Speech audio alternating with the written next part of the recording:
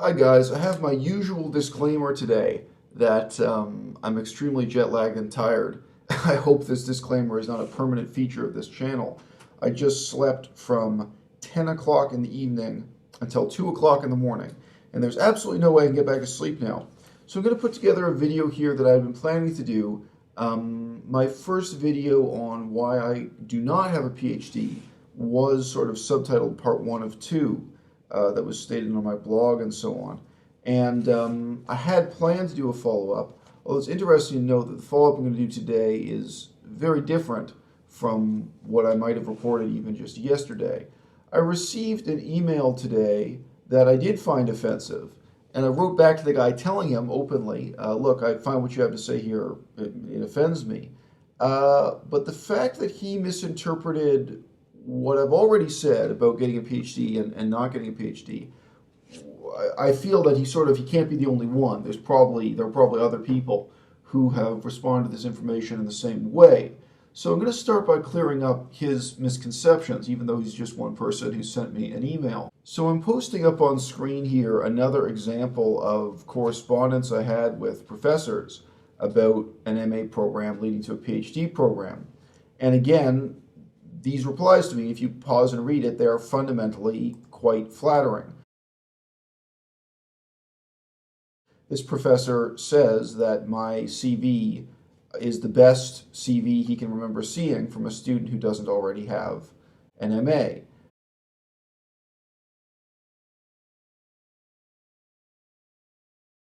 Now, I haven't given any indication of that in my first video, and again here, this is an example of the kind of correspondence I've had with professors, so I don't know why he has this sort of fundamentally uncharitable interpretation of what I've said about the process, except that really I do have an idea. I think that many students, grad students and PhD students, want to believe that the process they're a part of is faultless, and therefore anyone who is disadvantaged by that process, who has a negative experience or who doesn't fit into the boxes, they must be blamed for it. My point here is it's very appealing for some people who are themselves aspiring to get PhDs, become professors, to try to blame me and say that it must somehow be my fault that I'm not getting a PhD, given my background, because it can't possibly be that there's something wrong with the system that they themselves would like to believe in as faultless because it increases their own status, it increases their own employability, they imagine, to think that they come from an extremely prestigious and powerful academic system. Now, my point here in responding to this criticism is not just to clear up that I don't write bulk emails. My problem is not that I'm bad at writing email.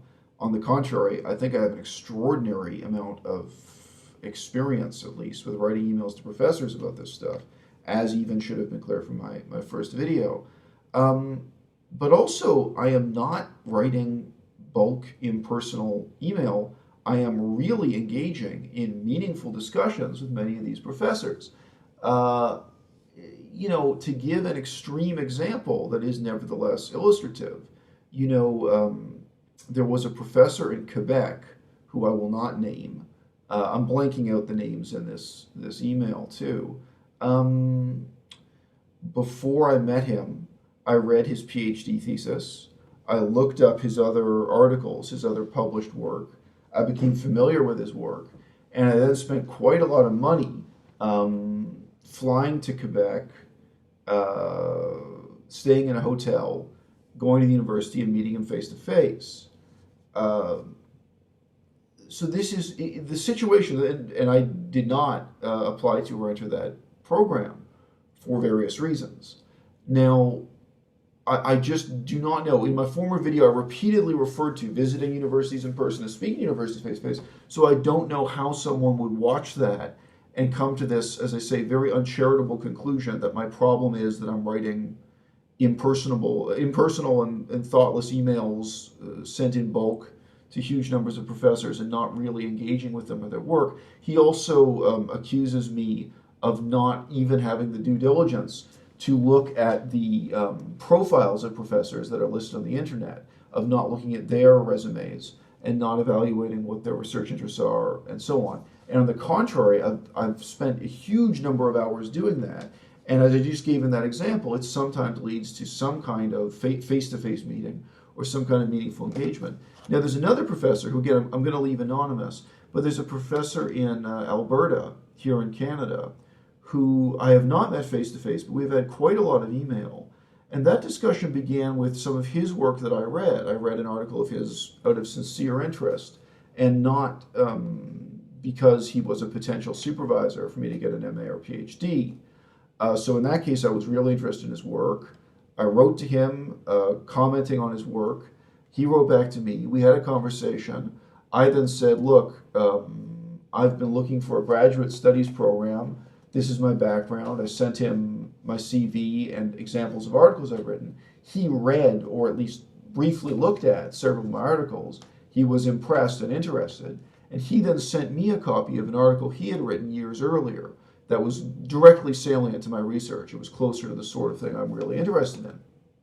And I received that and I said, wow, and thank you. And that article he sent me, if he didn't send me a copy, I would have never found that article in terms of where it was published or where it was hidden.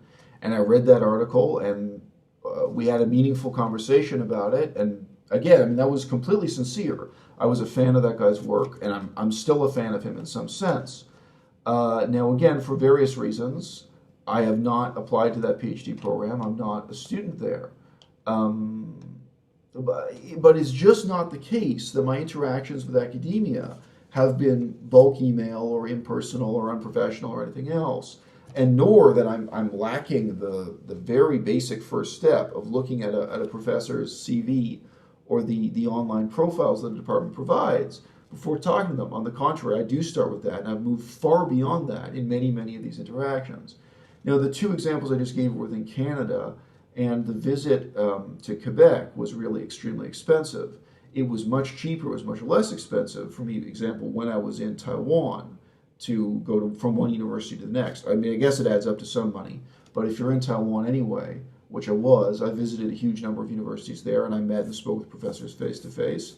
And of course, there were other cases where I look at a professor's profile and publications, and they're of no interest to me. Then naturally, that changes the process too.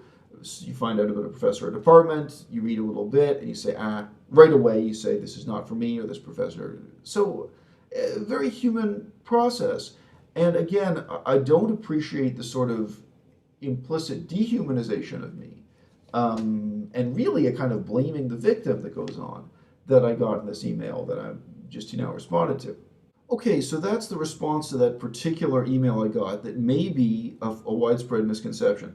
Definitely, I mean, that's funny because that type of misconception I have only encountered with PhD students and not with professors. Definitely not with experienced professors. And again, I have meaningful correspondence with professors all the time. Apart from the professors I know face-to-face here at UVic, just a couple of days ago I had some very friendly and useful correspondence with the professor at University of British Columbia at UBC, which is a university where I do not believe I have any option to get an MA or PhD. But still, there are professors there who are interested in my work and just interested in me as a human being, and totally professional, polite, and positive, and what have you. Some people are jerks. Sometimes I get emails from professors who are rude or dismissive, but that's okay. Sometimes face-to-face people are rude or dismissive. And I mean, again, one of the good things about YouTube is that you have some sense that I'm not freaking out about this. I mean, some people in academia do not have experience with other lines of work, but these types of issues exist in every line of work. If you're a salesman selling silk scarves, these are human issues you encounter. If you work behind the counter at a Starbucks, these are issues in real life that we all have to deal with. So I don't expect professors to be angels, and I definitely don't perceive them as demons either. But anyway, this business of saying, the problem must be you, the problem can't possibly be what I've already described in the first video, which is just a lack of academic options that match up to my particular expertise and aspirations, and all the other factors that I tried to lay out, that the problem must be E. Mazard, it must be this guy, or my personality or running. That is really a very dark and insulting and fundamentally stupid approach to the facts that I've already taken the time to lay out very clearly in a somewhat relaxed way. Now, look, I want to hit on three factors. I'm done replying to that email that were not covered in my first video. Now, factor number one is simply that I do not want to become a university professor. And in the first email, the only email I'm going to post in this video, the email in this video I just posted, if you paused and read it all, you may notice that that professor refers to me in the future tense as aspiring to become a professor. And he actually says some flattering things to reassure me that although it is difficult to become a professor, like in terms of the job market, in terms of the percentage of PhD students who actually become professors, he reassures me that he's confident that he thinks I can do it, that I can be part of the successful minority to become a professor. Now, for various reasons, I both do not want to become a professor and I do not believe I could become a professor. Many of the professors I speak to, including professors here face to face, they are just flabbergasted when you say that you want an MA or that you want a PhD, but you do not want to become a professor yourself, that this is not the career path you're looking for.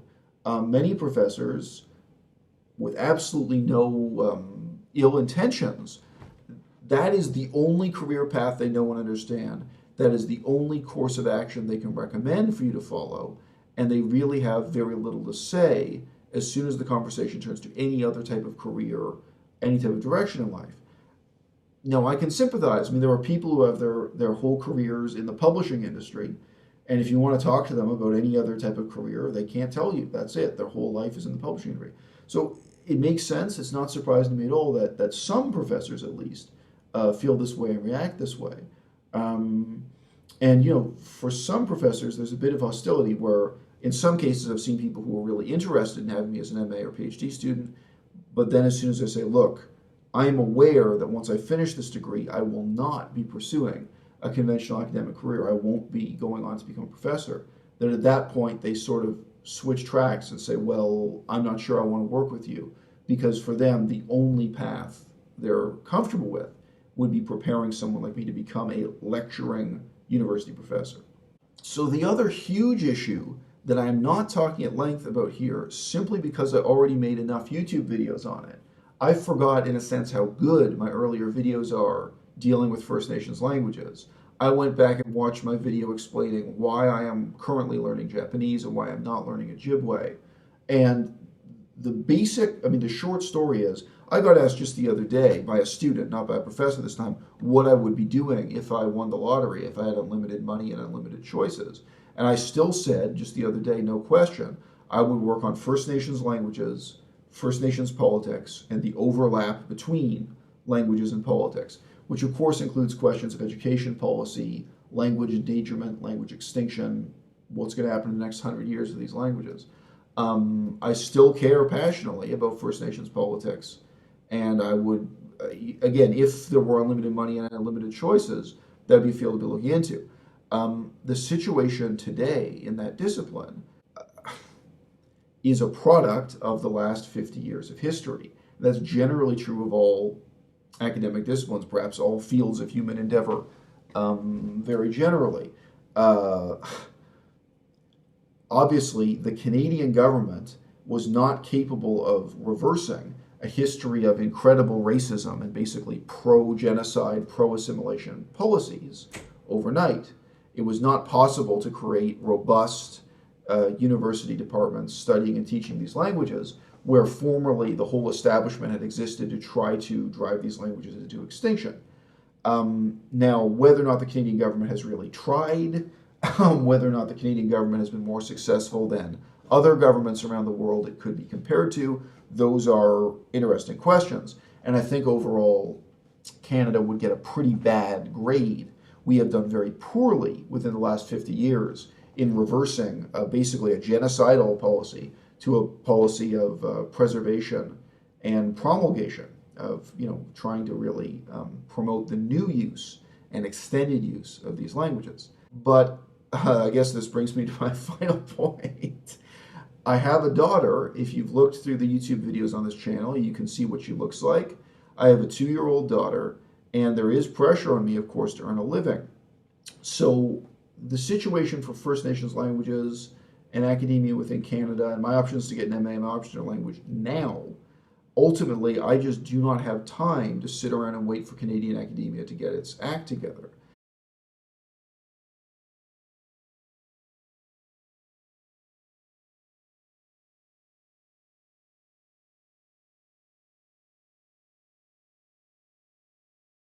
And sorry, the one thing I omitted to say earlier is what's unique about First Nations languages is the isolation of Canadian academia. In every other field, Canadian universities rely on universities from other countries to provide them with talent, um, to provide them with resources. Like naturally, if you're talking about something like Sanskrit in Canada, a country the size of Canada doesn't presume to produce all of its own talent or to produce all of its own textbooks. There's no need for Canada to be independent in that. Obviously, Canada can recruit talent from India, from Europe, and from the United States. Now, in Canada, almost every field of expertise, almost every discipline you can imagine, is in this sense globalized. And you can say critically, some fields more than others really limp along in total dependence on maybe institutions in the United States, maybe institutions in England, where Canada hasn't developed enough of a capacity internally to do what it needs to do. Well, guess what? With a subject like Cree or Ojibwe, with languages that exist primarily within Canada, I mean, in the case of Cree, there is one town in the United States that speaks Cree. Ojibwe, there is some Ojibwe presence in the United States. But these are Canada's problem, academically speaking. How we're going to teach and study these languages. It isn't France's problem. It isn't Germany's problem. And it isn't really a problem for the United States to solve. And I can remember talking about that with a professor from University of Minnesota. And he wrote back to me and said, look, here at University of Minnesota, we have some resources for this stuff, but ultimately it's all up to you guys in Canada. We can't take this on. We can't tackle this. We can't solve these problems beyond a certain very limited ability. I appreciate him for his honesty. But this is one of the very few fields where you've got to say, no, it's all Canada's responsibility. And I mentioned, just because of my interest in ecology, I'm aware, actually, with the far north, with the Arctic, Canada is not alone in the same way, because there's a very robust academic tradition in England. The British have an amazing academic tradition of polar circle studies, from environmental groups like the Arctic Methane Emergency Group, who have a fascinating YouTube channel, by the way, to anthropology of the Arctic, of course, exploration of the Arctic. The British are very proud of their history there. So, south of the Arctic Circle, that's an especially bad situation. Now, look, those of you who know me personally, and even those of you who don't, might have expected this video to have more emotional agonizing over the situation with my daughter and the pressure on me to earn a living and that kind of family dynamic or psychological dynamic. I have to say, again, a good thing about the YouTube channel is that you get to see the look in my eyes, even though my eyes now are extremely exhausted due to jet lag, and hear the tone of my voice. I really think that, in relation to one's children and one's emotions, the strongest feelings are exactly instinctual feelings. I do feel a very strong sense of love for my daughter, and I felt that when I was in the room with her, even though I hadn't seen her in such a long time, when we were reunited in France just now. I do, on an instinctual level, also feel concern for my daughter, which is really a fancy word for fear. That you're concerned for her well-being, and on a really deep instinctual level, you feel that as fear. But I've got to say, I think in general you're deluding yourself as a human being if you think these types of deeply rooted instinctual behaviors and feelings really translate directly into an intellectually complex form in things such as examining your PhD options. That kind of takes place on another level. And, although I am making decisions that are guided by my concern that I want to spend time with my daughter, I want to live in the same country that my daughter lives in, and I want to have a career that provides me with the money I need to visit her and provide for her and so on. Again, those things are intellectual. They are not instinctual. They are not the sort of thing that makes you suddenly break down crying on YouTube. Although there are plenty of other YouTube channels where you can watch single parents break down crying over their agonies in this respect. Day to day and week to week, I just met up with and chatted with a bunch of my professors at the university with the start of the new term. And of course, they have these same questions on their mind themselves. And these are the same things they want to talk about with me. And again, the great thing about YouTube is that you can hear the tone of my voice. I am not seething with resentment over this. In many ways, I can sympathize with all the different players in the game, including some of the people who have kind of snubbed me or slammed the door in my face. On the other hand, what I don't sympathize with are people who are choosing to misrepresent what my position is and has been. People who are kind of trying to cast blame and responsibility onto me for things that ultimately are other people's decisions. You have to be honest with yourself, politically and socially, about the existence of hierarchy in this world. A professor who is the head of a department makes decisions, and a student follows orders and lives with those decisions. It's like a chain of command in the military. You have to be comfortable with this fundamental inequality and then not blame the people who are lower down in the order for decisions that are made higher up in the order, whether those decisions are good or bad. And I've been in the position of talking to many, many professors and saying, well, it's your decision. Here's what I have to offer.